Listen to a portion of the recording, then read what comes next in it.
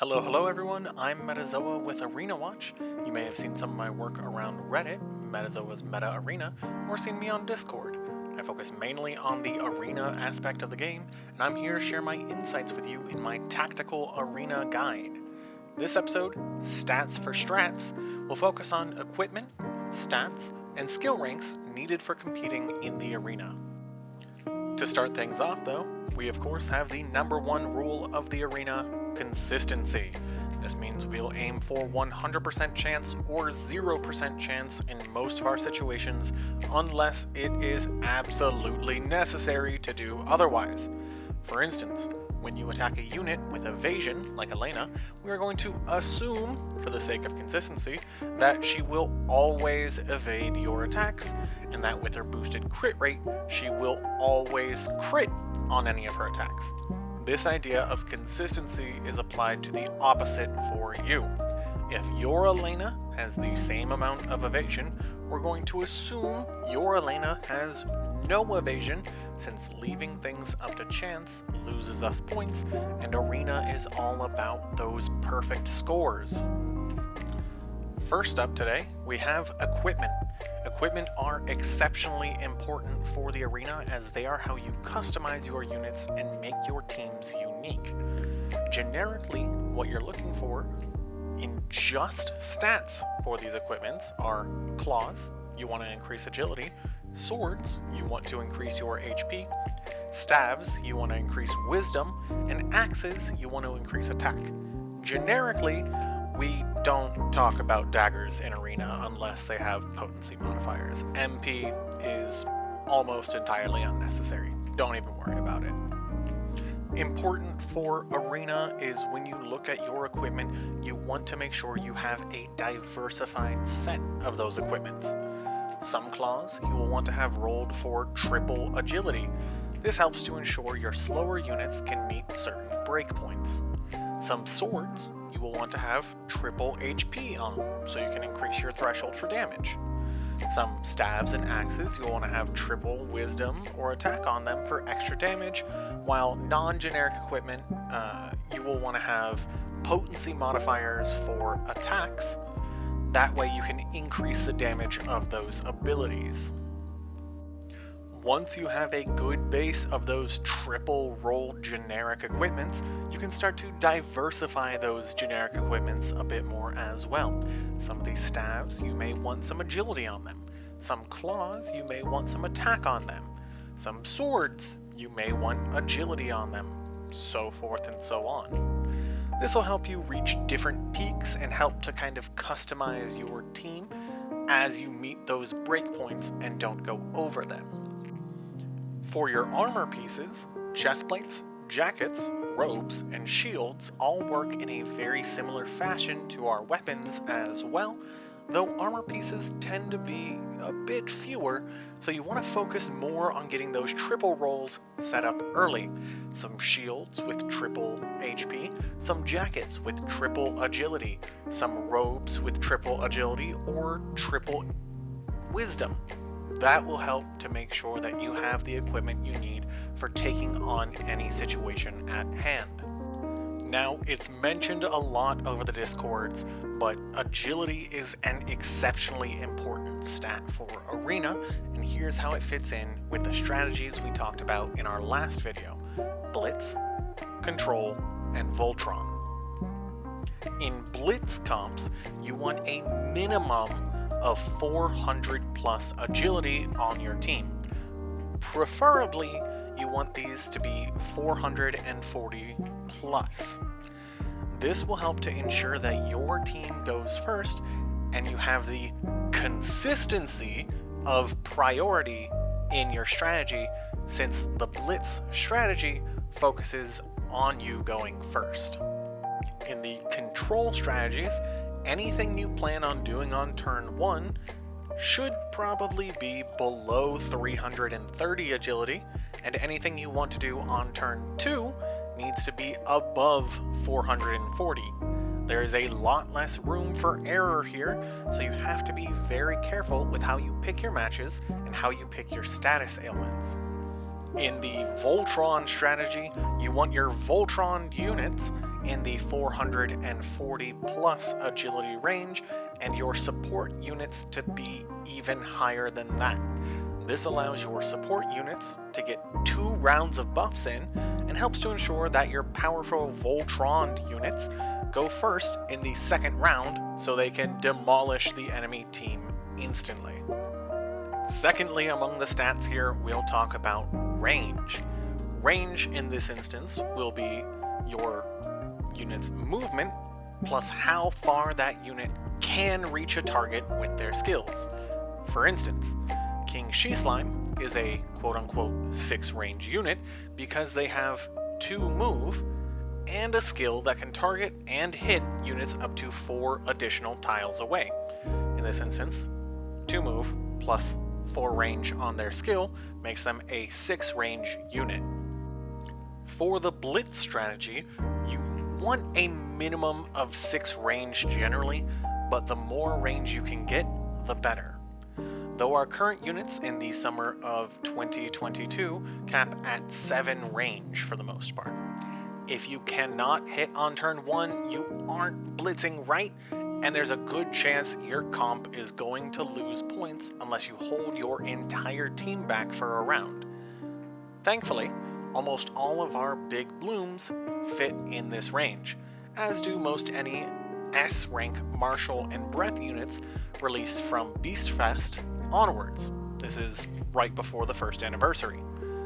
As I've mentioned previously as well, you'll also want to stack your team to overlap those cleaving effects, so having units with variable move between 3 and 4 helps to reduce a traffic jam of units on your field. For control strategies, your controlling debuff units are generally going to want 6 to 7 range, very similar to those Blitz strategies, since these units are there to ensure that you're locking down very specific power units on your enemy's team. Your power units for this comp will always want high range, though they frequently trade that range for power. Usually these units will end up in the 5 range area. Very rarely would you want to consider a unit with anything less than 5 range, as trying to get that to work in Arena can and will likely end up costing you points due to the severe limitations of movement. And now for the Voltron strategy. In this strategy, your pure support units, such as Seraphi, they don't need much range as they'll mainly be staying back to increase stats or heal the rest of your party. The more move they have though, the better, as it'll help you reposition them more effectively. In the same case, the more range their abilities have, the farther back you can keep them from the battle, so you don't have to risk them taking hits or drawing enemies unnecessarily away.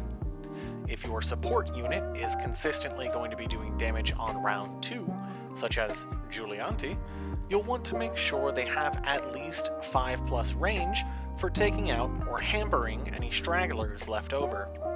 Your Voltron units, however, are going to want abilities that hit a minimum of 4 tiles, preferably also coupling this with a 5+ range. Wider areas are preferential to lines, such as Estark's Underworld Slash, as that can give you a lot more leeway in how you work to position the enemy team, or with how to recover your positions should things go a little bit differently than you expected. Now that we've covered 2 of the most important and overarching stats of the arena, agility and range, we can talk a little bit about abilities. For the most part, aside from special weeks, C and B rank damaging abilities effectively do not exist for offense in the arena. That is to say, C and B rank abilities whose sole purpose is to do damage. Since we have 3 rounds to do as much damage as possible, we want to focus all of our damaging efforts into A rank skills, since they have the highest damage numbers and the highest burst potential. This means if you are bringing a B rank or below unit, they should almost always be focusing on some kind of support for your team or debuffs on the enemy team. And yes, Sometimes this even includes the blitz strategies on lower weight weeks where you can't fit an additional blitz unit properly. This is because B and C rank damaging skills don't scale well enough to even start to compete with those A rank skills, and B and below units generally don't have the stats to scale properly with them either. Quickly as well, I'll go ahead and mention what the vague wordings that they use in the game means for status chances and effects. In this case, very rare is equal to 10%, rare is equal to 20%, occasionally is equal to 40%, and often is equal to 60%. When you upgrade skills or gain perks from talent blossoming or awakenings, and you see a plus X% chance, typically only on status only abilities, that is a total chance percent upgrade, which means something like a plus 16% chance to an occasionally skill means you just brought that status up to 56%. Generally speaking as well, you want any skill that you're bringing into the arena to be a plus 10, unless the only thing it does is decrease the mana cost of the ability. It is a very heavy investment, but usually when you're investing in a unit like that, you'll be using them for a long time anyway, so it pays off in the long run. If you're just starting, try to get those skills to plus 7 first, and then get them up to plus 10 over time. The long haul part of the Dragon Quest Tact system is resource management, so you'll see a lot of long-time players hoard stamina herbs or gem refreshes for ability upgrade tome campaigns or rank up campaigns to make sure every single stamina point counts. These generally, not always, come towards the end of larger events, as a gap filler between events, or as a quote-unquote celebration for a non-major holiday or one of the game anniversaries, which for DQT is generally on the year anniversaries and half-year anniversaries. Do a little bit of planning ahead of time and make sure you can take on the Hell stages, either with a team of units to auto it, or with skip tickets, and you will eventually be good to go with these. My general rule of thumb in this case is that 50 to 75 tomes gets you to a plus 7, and 200 to 300 tomes is usually what it takes to get to plus 10. It sounds like a lot, but I really cannot overstate how important that is for damage and status. It is exceptionally important, as that becomes a 50% damage modifier, or up to plus 20% chance to inflict a status. Finally, on the note of abilities, you'll often see with physical skills an X% potency in their attacks. And it seems very straightforward, while others use vague language to get you to guesstimate their effectiveness. Not all skills are made the same. Quote-unquote major martial damage, in many cases, can mean anywhere from 400 to 1,000 plus damage in the arena. On the Reddit and Discord channels, you can find some links to some charts and tables that people with much greater math skills than I could ever hope to have, who have compiled the differences in these skills and their quote-unquote bases.